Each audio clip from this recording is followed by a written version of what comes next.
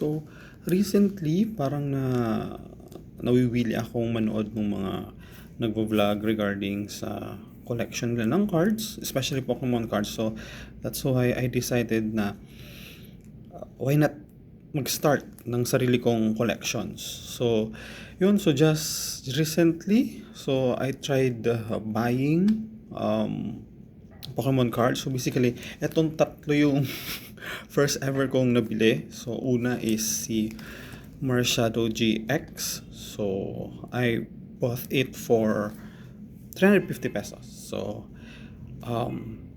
since first time ko siya for Pokemon cards, basically first time ko mag-collect ng cards, I'm not sure if worth it ba tong mga binili ko according to its price. So, una si Marshadow GX. So, binili ko siya for 350 pesos. And then, my second one is itong Japanese Rayquaza VMAX ko. So, I bought it for 250 pesos. So, again, hindi kasi ako sure if tama ba yung price, and I don't know if worth it ba siya or ano ba yung market price niya. So, since it's my first time, so, I've been playing naman Pokemon for a while. Actually, bata pa lang ako, naglalaro na ako ng Pokemon. And then, yun lang, parang sa social media kasi nakikita ko na parang ang ganda mag-collect ng cards. So again, di ko kasi alam kung paano, di pa ako marunong kung paano tumingin ng price ng mga Pokemon cards. So, eksakto, favorite ko si Marshadow, si Rayquaza, and si Darkrai. So, nung nakita ko tong dalawa, binili ko na agad. Wala nang tanong-tanong. And my first ever Pokemon card, pack na binili is etong Stellar Crown. So, weeks before ko siya bilhin, bumili ako ng fake pack. So, 80 pesos lang siya.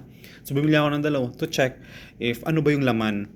So, I think, based naman sa price, and also nakita nyo na, actually, di talaga siya from Toy Kingdom na bili. So, parang may store lang siya. Actually, small store lang siya sa mall.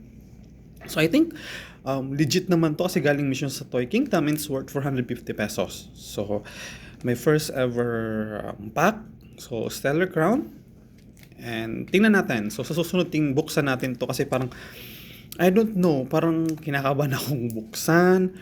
May makukuha pa akong maganda dito kasi from the videos na nakikita ko, well, swertihan lang din naman kung makakuha ka ng maganda or hindi. So, tingnan natin. So, next time buksan ko to.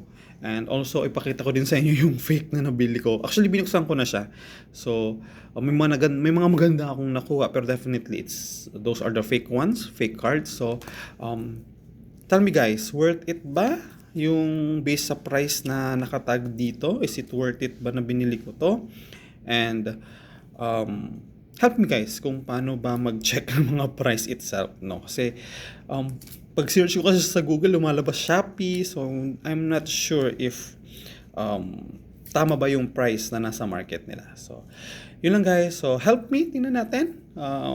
Next time buksan ko tong pack ko, so yun lang, I'll be starting collecting and tingnan natin kung saan tayo aabot, and let's start trading din. So tingnan natin. So I'm planning to pumunta dun sa market na.